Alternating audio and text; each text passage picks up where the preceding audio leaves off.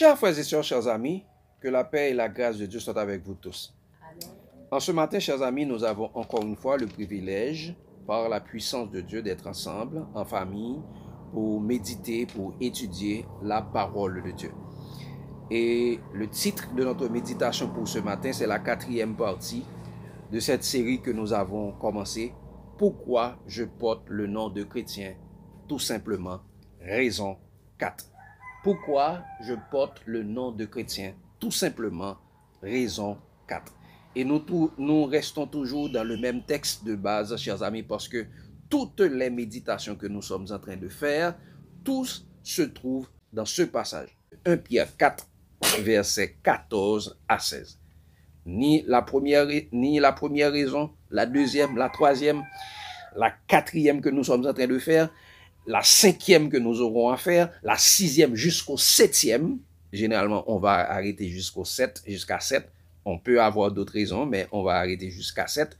Eh bien, chers amis, tous se trouvent dans ce seul verset. Il dit, chers amis, si vous êtes outragés pour le nom de Christ, vous êtes heureux, parce que l'Esprit de gloire, l'Esprit de Dieu repose sur vous. Que nul de vous, en effet, ne souffre comme meurtrier, ou voleur, ou malfaiteur, ou comme s'ingérant dans les affaires d'autrui. Mais si quelqu'un souffre comme chrétien, qu'il n'en ait point honte, et que plutôt il glorifie Dieu à cause de ce nom. Bien avant d'aller plus loin, chers amis, nous prions. Tant de Père Céleste, en cet instant, nous allons méditer sur ta parole, que la sagesse d'en haut, ton Saint-Esprit, vienne nous imprégner et nous enseigner toutes choses, car tu dis à travers ta parole, dans les derniers temps, nous serons tous enseignés de Dieu.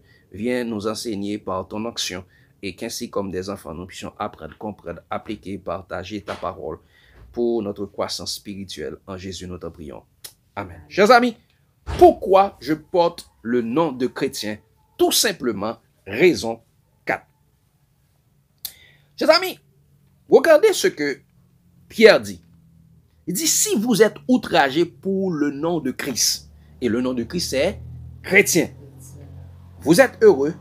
Il dit, l'Esprit de Dieu repose, l'Esprit de gloire, il dit, on va mettre l'accent sur l'Esprit de Dieu repose sur vous. Si vous êtes outragés pour le nom de Christ, l'Esprit de Dieu repose sur vous. Chers amis, il est important d'analyser cet aspect. C'est-à-dire, le nom de Christ attire le Saint-Esprit et nous transforme comme un temple de Dieu. Donc, par le nom de Christ, nous devenons un temple de Dieu. Le temple du Saint-Esprit. Regardez, chers amis, qu'est-ce qu'il est dit? Parce que nous allons analyser bibliquement ce passage. Eh bien, regardez la recommandation de Jésus, chers amis, à ses disciples. Dans Jean 14, versets 14 à 17. Regardez ce qu'il est dit. Jean 14, versets 14 à 17. Jésus parlant avec ses disciples, regardez ce qu'il est dit, chers amis. Si vous demandez quelque chose en mon nom, je le ferai. Quoi? Si vous demandez quelque chose en mon nom, je le ferai. Qu'est-ce que Pierre avait dit encore? Si vous êtes outragés pour le nom de Christ, chrétien, vous êtes heureux. L'Esprit de Dieu repose sur vous. Et regardez, on continue. Il dit, si vous m'aimez, gardez mes commandements. Il dit, si vous m'aimez, gardez, verset 15, si vous m'aimez, gardez mes commandements. Et regardez la suite. Et moi, je prierai le Père et il vous donnera un autre consolateur afin qu'il demeure éternellement avec vous, l'Esprit de vérité que le monde ne peut recevoir parce qu'il ne le voit point et ne le connaît point, mais vous le connaissez car il demeure avec vous et il sera en vous.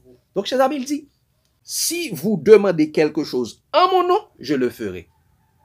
Il dit, si vous gardez mes commandements, je vous donnerai le Saint-Esprit. Donc, ça veut dire, le nom de Dieu, c'est la parole de Dieu, c'est la parole de Jésus. Mais, regardez ce qu'il a dit, chers amis, c'est extrêmement important. Il dit, je prierai le Père qui vous donnera un autre consolateur qui demeurera éternellement avec vous. Il dit, l'esprit de vérité que le monde ne peut recevoir. Donc, ça dit, rien de ce qui est dans le monde ne peut recevoir le Saint-Esprit. Le Saint-Esprit peut venir convaincre le monde de péché, de justice et de jugement, mais le Saint-Esprit ne reposera jamais sur le monde. Le Saint-Esprit se repose seulement sur ceux qui portent le nom de Christ. Chrétien. Et regardez, chers amis, très souvent, les gens prennent ce texte. Quand Jésus dit, chers amis, si vous m'aimez, gardez mes commandements, que veut dire Jésus par là? Que veut dire Jésus par là? Et de quel commandement s'agit-il? Regarde, nous allons voir exactement. Que veut dire Jésus par là? Et de quel commandement s'agit-il? Exactement. Mes commandements. Regardez ce qu'il dit, chers amis, toujours dans le même chapitre. Regardez dans le verset 22 à 26. Toujours dans Jean 14. Regardez ce qu'il dit. Jude, non pas l'Iscariote, lui dit, Seigneur, d'où vient que tu te feras connaître à nous et non au monde? Jésus lui répondit, si quelqu'un m'aime, il gardera ma parole et mon Père l'aimera. Nous viendrons à lui et nous ferons notre demeure chez lui. Prends pause. Ça veut dire encore, si vous m'aimez, gardez mes commandements. Et tout ça, si quelqu'un m'aime, il répond à Jude par rapport à la question que Jude l'a posée. Il dit ça, si quelqu'un m'aime, il gardera ma parole. Donc, ça veut dire, les commandements de Dieu, ce sont les paroles de Jésus. Pas les paroles de Moïse, mais c'est les paroles de Jésus. Donc, quand on parle des commandements de Jésus, ce sont les commandements de Dieu venant de Jésus, pas les commandements de Dieu venant de Moïse. Il dit, et si vous gardez ma parole, il dit, mon Père l'aimera, et nous viendrons, et nous ferons notre demeure chez lui. Donc, ça veut dire, quand nous gardons les paroles de Jésus, eh bien, Dieu va venir faire sa demeure en nous. Jésus va venir, le Père va venir, par le Saint-Esprit va reposer sur nous. Donc, chers amis, c'est le nom de chrétien qui nous transforme en temple de Dieu. Et il continue pour dire, chers amis, celui qui ne m'aime pas ne garde point mes paroles. Celui qui ne m'aime pas ne garde point mes paroles. Tout ça. Et la parole que vous entendez n'est pas de moi, mais du Père qui m'a envoyé. Les paroles que je dis n'est pas de moi. C'est le Père qui a parlé à travers Jésus. Donc, toute personne qui ne garde pas les paroles de Jésus ne garde pas les paroles du Père. Ne garde pas les paroles de Dieu. Et regardez ce qu'il continue pour dire. Je vous ai dit ces choses pendant que je demeure avec vous. Mais le consolateur, l'Esprit Saint que le Père enverra en mon nom, vous enseignera toutes choses et vous rappellera tout ce que je vous ai dit. Donc, en qui le Père va envoyer le Saint-Esprit? En Jésus. En Jésus. C'est le nom de Jésus qui attire le Saint-Esprit. Si vous ne portez pas le nom de Jésus, chrétien, vous n'aurez jamais le Saint-Esprit. C'est en Jésus. Et ça quoi il dit? Si quelqu'un est en Christ, il est une nouvelle créature. Si quelqu'un est en Christ, il est né de nouveau. Si quelqu'un est en Christ, il a l'esprit de vérité. Vous comprenez, chers amis? Donc, quand on parle de commandement, quand Jésus dit, si vous m'aimez, gardez mes commandements, Jésus veut dire, si vous m'aimez, gardez ma parole. Gardez mon nom. Et, eh bien, le Saint-Esprit va venir sur vous. Et regardez, toujours, chers amis, regardez dans Jean 15, verset 7-8. Pour mieux comprendre encore une fois. Jean 15, verset 7-8. Ils disent ça. Si vous demeurez en moi, quoi? Si vous demeurez en moi, et que mes paroles demeurent en vous, demandez ce que vous voulez, et cela vous sera accordé.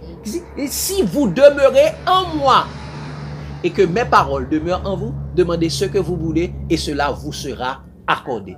Et qu'est-ce qu'il a dit également, chers amis, dans Luc 11, verset 13? Si méchant comme vous l'êtes, vous savez donner de bonnes choses à vos enfants, à combien plus forte raison le Père Céleste donnera le Saint-Esprit à qui le lui demande.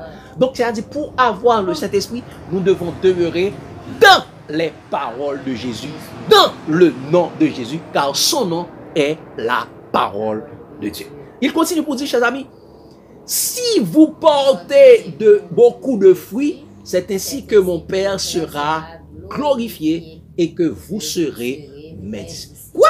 Si vous portez beaucoup de fruits, c'est ainsi que mon Père sera glorifié. C'est-à-dire, de quel fruit Jésus parle là? Du fruit de l'esprit. Et ça fait pour dire, malgré qu'il dit beaucoup de fruits, il n'y a pas de S. Il est au singulier. Si vous portez beaucoup de fruits, c'est ainsi que mon Père sera glorifié et que vous serez qui ça? Mes disciples. C'est-à-dire, disciples de Jésus, vous serez des chrétiens. Disciples de Jésus, chrétien veut dire Christianos, disciples de Christ. Donc, c'est important le nom de Christ que nous allons avoir, que nous allons porter beaucoup de fruits. Donc, chers amis, nous comprenons, chers amis, c'est en demeurant dans les paroles de Jésus. Et c'est lorsque Jésus demeure en nous, nous pourrons avoir le fruit de l'esprit qui est l'amour. Et chers amis, de quel commandement s'agit-il? De quel commandement s'agit-il? Parce que très souvent, les hommes nous disent que si vous m'aimez, gardez mes commandements. Et quand ils parlent de si vous m'aimez, gardez mes commandements, ils prennent les 10 commandements. Regardez de quel commandement s'agit-il, chers amis, ici. D'abord, Jésus dit dans Jean 13, verset 34-35, regardez ce qu'il a dit, chers amis. Il dit, je vous donne un commandement nouveau. Aimez-vous les uns les autres, comme je vous ai aimé. À ceci, tous connaîtront que vous êtes mes disciples, si vous avez de l'amour les uns pour les autres. Il dit, si pas le dit, à ceci, tous connaîtront que vous êtes mes disciples, il a dit qui ça? À ceci, tous connaîtront que vous êtes des chrétiens, si vous avez de l'amour les uns pour les autres. Chrétiens, mes disciples, il dit, chrétiens, c'est disciples de Christ. Et il compte. Donc, ça veut dire, chers amis, voici le commandement. Et si nous regardons dans Jean 15, versets 12 à 17, ils disent ça. C'est ici mon commandement. Aimez-vous les uns les autres. Comme je vous ai aimé, il n'y a pas de plus grand amour que de donner sa vie pour ses amis. Vous êtes mes amis si vous faites ce que je vous commande. Je ne vous appelle plus serviteur parce que le serviteur ne sait pas ce qu'est fait son maître. Mais je vous ai appelé ami parce que je vous ai fait connaître tout ce que j'ai appris de mon Père. Il dit, ce n'est pas moi qui, ainsi de suite. Et regardez ça, il dit. Oui, m'a pas dit encore, il dit ça. Ce n'est pas vous qui m'avez choisi. Moi, mais moi, je vous ai choisi et je vous ai établi afin que vous alliez et que vous portiez du fruit. Il dit, et que votre fruit demeure afin que ce que vous demanderez au Père en mon nom, quoi? Ce que vous demanderez au Père en mon nom, il vous le donne. Et tout ça, ce que je vous commande, c'est de vous aimer les uns les autres. Donc, le commandement, de quel commandement s'agit-il? Jésus dit, si vous m'aimez, gardez mes commandements, de l'amour du prochain. Et il continue pour mieux comprendre encore, chers amis. Regardons ça, et, chers amis, dans 1 Jean 3, versets 22 à 24. 1 Jean 3, versets 22 à 24, pour voir, et très bien, parce que, chers amis, il y a beaucoup de gens qui nous troublent.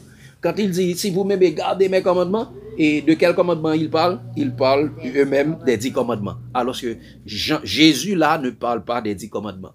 Il dit, quoi que ce soit que nous demandions, nous le recevons de lui parce que nous gardons ses commandements. Qu'est-ce que Jean dit? Quoi que nous demandions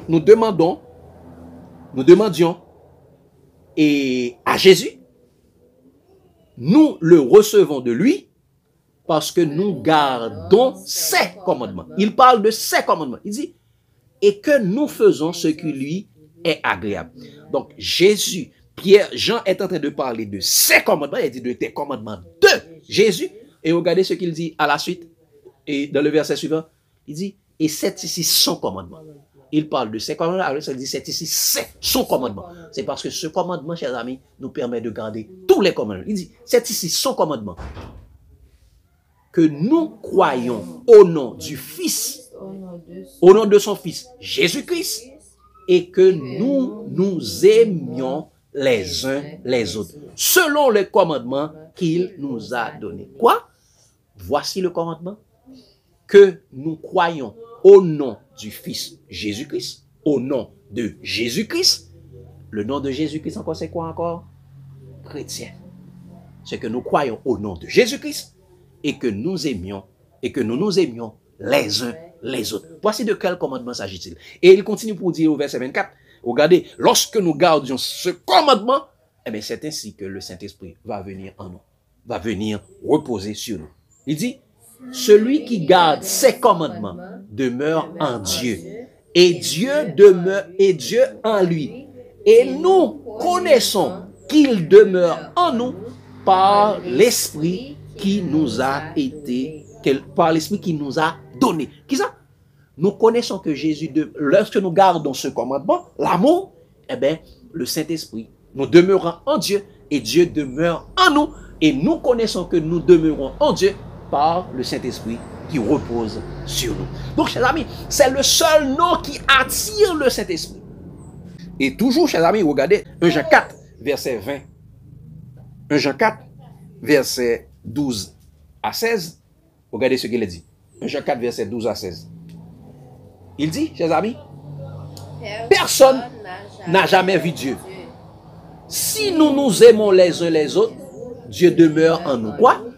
Dieu demeure en nous si nous nous aimons les uns les autres. Quoi? Tout ça. Et son amour est parfait en nous. Nous connaissons que nous demeurons en lui et qu'il demeure en nous en ce qu'il nous a donné son esprit. Et nous avons vu et nous attestons que le Père a envoyé le Fils comme sauveur du monde. Et il n'y a de salut en aucun autre, car il y a sous le ciel aucun autre nom qui a été donné parmi les hommes par lequel nous devons être sauvés. Ce nom c'est Jésus. Ce nom c'est chrétien. Verset 15 dit ça. Celui qui confesse que Jésus est le Fils de Dieu, Dieu demeure en lui et lui en Dieu. Et nous avons connu l'amour que Dieu a pour nous et nous y avons cru. Dieu est amour. Celui qui demeure dans l'amour demeure en Dieu et Dieu demeure en lui. Donc, quand il parle de ses commandements, et si vous-même gardez mes commandements, Jésus est en train de parler de l'amour du prochain. Et regardez ça, dit dans 1 Jean 4, verset 20 à 21, il dit ça. Si quelqu'un dit j'aime Dieu et qu'il haïsse son frère, c'est un menteur. Car celui qui n'aime pas son frère qu'il voit, comment peut-il aimer Dieu qu'il ne voit pas? Regardez ça, dit. Et nous avons de lui ce commandement, celui qui aime Dieu aime aussi son frère. Donc, chers amis, les commandements, celui qui dit j'aime Dieu aime aussi son frère. Celui qui n'aime pas, celui qui ne garde pas ses commandements est un menteur, est un fils de Satan, un meurtrier. Donc, chers amis, la raison 4 pour laquelle je porte le nom de chrétien, tout simplement, c'est parce que c'est le seul nom qui attire le Saint-Esprit et nous transforme en temple de Dieu. C'est le seul nom qui attire le Saint-Esprit et nous transforme en temple de Dieu. C'est le seul nom qui permet d'être rempli du Saint-Esprit. Et regardez ce qu'il a dit, chers amis, dans Acte 4.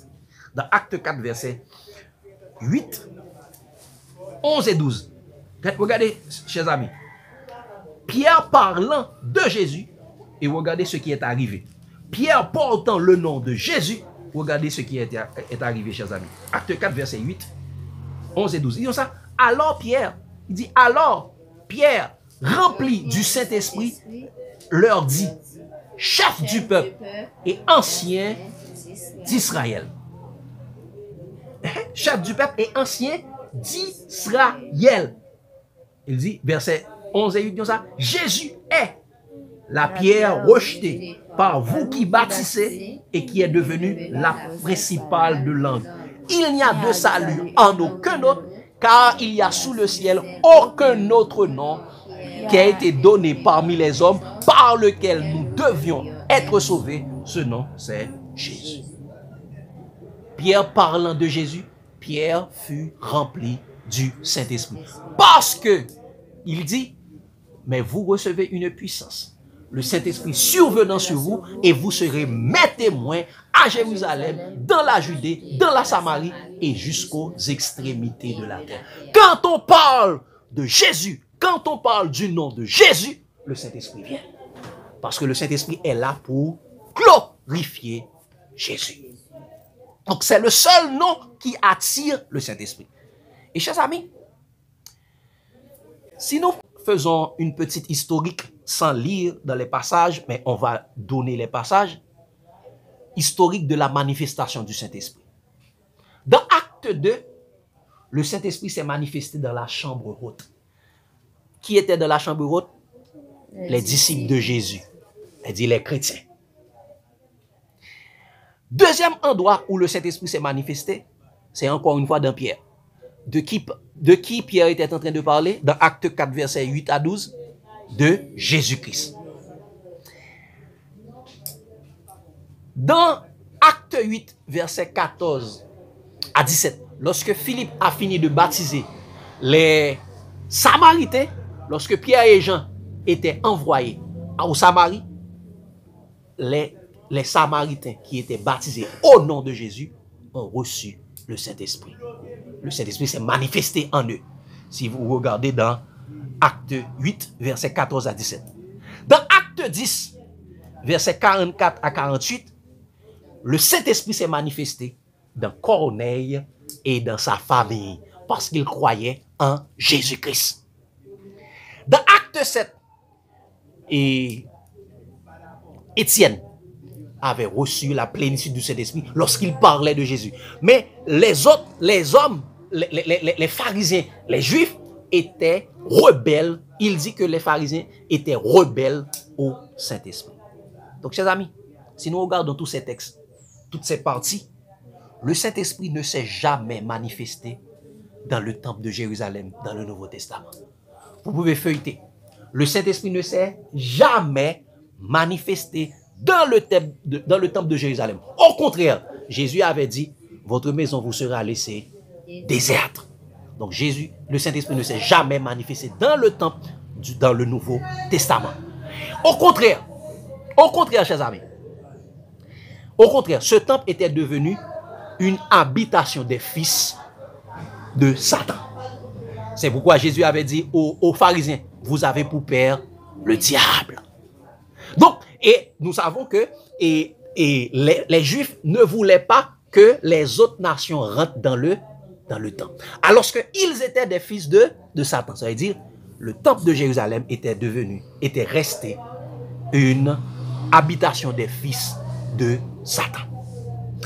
Les églises également, chers amis, les églises dénominationnelles sont le trône de Satan. Des habitations des esprits démoniaques. Regardez, chers amis, nous devons lire ce passage. Apocalypse 2, verset 12-13. Parlant avec l'église de Thyatire, parlant avec l'église de Pergame, à partir, Apocalypse 2, verset 12 et 13. À partir de l'église de Pergame, chers amis, à partir de la troisième église, eh bien, avec la mort, après la mort des apôtres, eh bien, l'église est devenue une trône de Satan. Les églises dénominationnelles. Regardez ce qu'il a dit, chers amis. Il dit, écrit à l'ange de l'église de Pergame. Voici ce que dit celui qui a l'épée aiguë à deux tranchants. Je sais où tu demeures. Là aussi est le trône de Satan. Tu retiens mon nom et tu n'as pas renié ma foi. Même au jour d'Antipas, mon témoin fidèle qui a été mis à mort chez toi, là où Satan a sa demeure. Qui ça? l'Église est devenue une habitation de démons. Et un trône de Satan. Malgré qu'il dise Seigneur, Seigneur, il parle du nom de Jésus, mais il ne porte pas le nom de Jésus. C'est pourquoi Jésus dit, ceux qui me disent Seigneur, Seigneur, n'entreront pas tous dans le royaume du Père. Et regardez, chers amis, dans Apocalypse 18, verset 2-3, regardez ce qu'il dit. Il cria d'une voix forte, disant, elle est tombée, Babylone la grande. Donc, Babylone la grande qui tient la coupe et qui avait plein de noms de blasphème, les noms dénominationnels. Il dit, elle est tombée, Babylone la grande. Elle est devenue quoi? Une habitation de démons. Un repère de tout esprit impur. Un repère de tout oiseau impur et odieux. Parce que toutes les nations ont bu du vin de la fureur de son impudicité et que les rois de la terre se sont livrés avec elle à l'impudicité et que les marchands de la terre se sont enrichis par la puissance de son luxe. Un des marchands qui s'est enrichi par la puissance du luxe de Babylone, c'est Laodicée. Je suis riche, je me suis enrichi, je n'ai besoin de rien. Donc, chers amis, et même les synagogues des temples bâtiments qu'on appelle, sont devenus des synagogues de Satan. Donc, chers amis, le Saint-Esprit ne s'est jamais manifesté dans les dénominations du judaïsme. Je ne vais pas dire, aucun côté que le Saint-Esprit est manifesté dans les pharisiens. Tu as les pharisiens, tu as les sadducéens, tu as les éodiens, tu as les esséniens, tu as les zélotes. Le Saint-Esprit ne s'est jamais manifesté en eux. Eh bien, c'est pourquoi, pour vous dire, chers amis, tous ceux qui portent des noms dénominationnels, qui n'est pas le nom de Dieu, le nom de Christ, chrétien, ne vont jamais recevoir le Saint-Esprit. Ils sont capables de toujours prier pour avoir le Saint-Esprit. Ils sont capables de toujours gagner un esprit. Mais ce n'est pas l'Esprit de Dieu. Ce n'est pas le Saint. Ce n'est pas l'Esprit de Dieu, c'est-à-dire ce n'est pas le Saint-Esprit. Nous songez, les vierges folles, il y a l'acheté l'autre esprit. L'autre esprit a manifesté en dans bâtiment, mais ce n'est pas le Saint-Esprit. Ça fait, Jean dit, bien-aimé, n'ajoutez pas foi à tout esprit, mais éprouvez les esprits pour savoir s'ils sont de Dieu. Car plusieurs faux prophètes sont entrés dans le monde. Et ça, tout esprit qui ne confesse pas Jésus, qui ne confesse pas le nom de Jésus, c'est l'esprit séducteur et l'esprit de l'antichrist. Donc, chers amis, seul le nom chrétien attire le Saint-Esprit. Le nom chrétien nous transforme en des temples du Saint-Esprit. Et c'est pourquoi, chers amis, les chrétiens ne s'attachent pas à des bâtiments.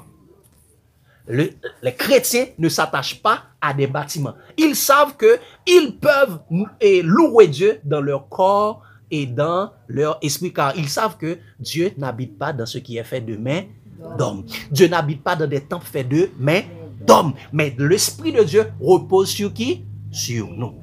C'est pourquoi il est dit, si vous êtes outragés pour le nom de Christ, vous êtes heureux. L'Esprit de gloire, l'Esprit de Dieu repose sur vous. Et il est dit, chers amis, dans 1 Corinthiens 6, verset 19-20, regardez ce qu'il est dit. Ne savez-vous pas que votre corps est le temple du Saint-Esprit, qui est en vous, que vous avez reçu de Dieu, et que vous ne vous appartenez point à vous-même, car vous avez été rachetés à un grand prix. Glorifiez donc Dieu dans votre corps et dans votre esprit qui appartiennent à Dieu. Et chers amis, bien avant de dire ça, qu'est-ce qu'il nous demande d'abord? Regardez ce qu'il a dit dans les versets suivants. Verset 16, regardez, il dit, ne savez-vous pas que celui qui s'attache à la prostituée fait un seul corps avec elle? Car, est-il dit, les deux deviendront une seule chair. Mais celui qui s'attache au Seigneur et est avec lui un seul esprit. Fuyez donc l'impudicité.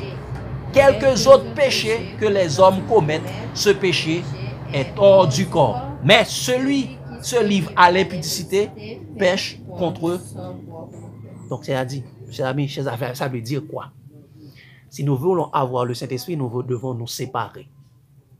Nous devons nous séparer de toutes les églises bâtiments. Si nous voulons avoir le Saint-Esprit, nous devons nous séparer de tous les noms des hommes. Mais nous devons nous affectionner aux choses d'en haut. Et surtout les églises qui font un seul, qui sont dans la Babylonie, qui sont dans l'œcuménisme. Il dit, tous ceux qui s'attachent à la prostituée, la plus grande prostituée, c'est Babylone, eh bien, fait un seul corps avec elle. Donc, c'est même l'auteur des gens qui dit, oh non, et c'est un dirigeant écuméniste, ou bien l'église a parlé d'écuménisme. Dès que vous êtes en chita avec elle, vous venez faire un seul avec elle. Donc, vous venez tourner prostituée tout. Vous venez tourner prostituée tout. Donc, chers amis, le nom chrétien est le seul nom qui attire le Saint-Esprit. Pourquoi je porte le nom de chrétien?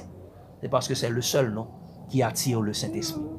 Et il a dit, nous terminons, chers amis, dans Jean 16, nous allons lire à partir du verset, au verset 8, et quand le consolateur sera venu, il convaincra le monde en ce qui concerne le péché, la justice et le jugement. Il dit en ce qui concerne le péché. Regardez, quand il parle en ce qui concerne le péché, regardez ce qu'il a dit. En ce qui concerne le péché, parce qu'il ne croit pas en moi. Quoi? En ce qui concerne le péché, parce qu'il ne croit pas en moi. Le fait de ne pas croire en Jésus est un péché. Le fait de ne pas porter le nom de Jésus est un péché. Le fait de ne pas croire au nom de Jésus, parce que Jésus, le nom, c'est symbole de la présence de Dieu, est un péché. Et il continue. Et il continue de dire, la justice, en ce qui concerne, et parce qu'il ne croit pas en moi, il dit, la justice, parce que je vais au Père. Seul moi qui donne la justice. Il dit, en ce qui compte, et vous ne me verrez plus. Le jugement, parce que le prince de ce monde est jugé. Et regardez, tu allais dire quelque chose par exemple. Oui, parlez-nous. Quel verset? T'as dit quel verset? Et verset 12, regardez ça, il dit, j'ai encore beaucoup de choses à vous dire, mais vous ne le pouvez les porter maintenant. Donc, vous ne, parce que, ou pour qu'on gagne le Saint-Esprit, eh bien, l'Esprit de gloire, pas qu'on reposer sur, ou pas qu'on gagne connaissance ça, yo. Il dit ça. Mais, il dit, quand le consolateur sera venu, l'Esprit de vérité, il vous conduira quoi? Dans toute la vérité, car il ne parlera pas de lui-même. Quoi?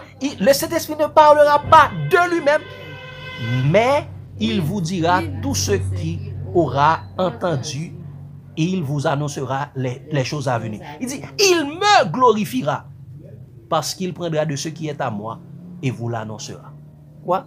Le Saint-Esprit est là pour rendre témoignage à Jésus. Le Saint-Esprit est là pour parler de Jésus. Le Saint-Esprit est là pour confesser le nom de Jésus. Le Saint-Esprit n'est pas là pour confesser les noms dénominationnels de la terre. Mes amis, si on a besoin du Saint-Esprit, tout autant nous porter les noms dénominationnels, nous ne pouvons jamais gagner le Saint-Esprit. Le Saint-Esprit a toujours venu pour convaincre nous de péché, de justice et de jugement. Mais il ne peut jamais venir pour le conduire dans toute la vérité. Il ne peut jamais venir pour le reposer sur nous. Seuls ceux qui portent le nom de chrétien auront à recevoir le Saint-Esprit, la plénitude du Saint-Esprit. En plus, on a prié, beaucoup de personnes prient pour l'appui de la première et l'appui de l'arrière-saison, tout autant que vous portez vos noms dénominationnels, tout autant que nous pas sortez du milieu d'elle et séparez-vous d'eux. L'offre sortie, séparez-vous de nous et tout. Sortez du milieu d'elle et séparez-vous d'eux. Il dit, et je vous accueillerai, et comme l'homme m'a accueilli, eh bien, vous avez le Saint-Esprit. Si vous êtes outragé pour le nom de Christ, vous êtes heureux, car l'Esprit de Dieu, l'Esprit de gloire, l'Esprit de Dieu repose sur vous. Seul le nom de Christ, chrétien, attire le Saint-Esprit. Seul le nom de Christ nous transforme en des temples de Dieu. C'est une question, lumière, suggestion, à parler. En bas, je dit, c'est que si Jésus te connaît et consolateur, ça c'est consolateur qui t'a demeuré dans nous. Si nous pas demander, il pas dit, il peut aller le voyer au consolateur qui peut conduire dans toute la vérité. C'est parce que il connaît une vérité nous pas connaît. Il connaît une vérité nous pas connaît, ça fait le voyer consolateur pour continuer dans toute la vérité. Mais quand il dit, il vous conduira dans toute la vérité, qu'est-ce que la vérité? Bien, qui est la vérité? Jésus. Jésus dit, je suis le chemin, la vérité et la vérité. Quand il dit, le Saint-Esprit a conduit dans toute la vérité, le Saint-Esprit a conduit nous en Jésus. pas dans les dénominations, pas dans les hommes. Le Saint-Esprit nous conduira en Jésus. Et c'est en Jésus que nous pouvons avoir le Saint-Esprit. Si vous êtes outragé pour le nom de Christ, vous êtes heureux. L'Esprit de Dieu repose sur vous. Et puis, tu lui dis comme ça, c'est pas parole par la dit, non, c'est ça lui-même, il dit pour dire. Exactement. Ce sont les paroles de Jésus. Toute personne qui vient à vous et n'apporte pas la doctrine de Christ, ne le recevra pas chez vous parce que il voulait faire venir des esprits, des doctrines de démons. Et pour les esprits de démons viennent habiter dans vous, il faut venir tourner une habitation de démons. Mais ces amis, nous devons nous attacher à la doctrine de Christ. Et là, ça, Christ a venu demeurer là caille nous. Et là, ça, nous ne pouvons pas l'attacher nous avec un bâtiment. Les hommes, ils ont un bâtiment, ils ont une synagogue de Satan, ils ont un trône de Satan, ils ont un temple de démons. Mais nous avons attaché nous avec Jésus. Et quand nous avons tourné, il y a un temple du Saint-Esprit, le temple de Dieu. Mais vous dites, je n'ai besoin de rien, pas besoin de Saint-Esprit. Exactement. Je suis riche, je me suis enrichi, je n'ai besoin de rien. Alors, je dis, faut qui ça? Le collier pour oindre tes yeux. Et le collier pour oindre les yeux, c'est le Saint-Esprit. Ils n'ont pas besoin du Saint-Esprit. Ou riche, ou bien t'en finis l'argent, ou bien maman, ou pas besoin de rien. Donc, chers amis, seul le Saint-Esprit attire, seul le nom de Christ attire le Saint-Esprit et permet au Saint-Esprit de reposer sur nous et nous transforme en temple de Dieu. Que Dieu vous bénisse abondamment, chers amis. L'amour de Christ nous presse. Amen.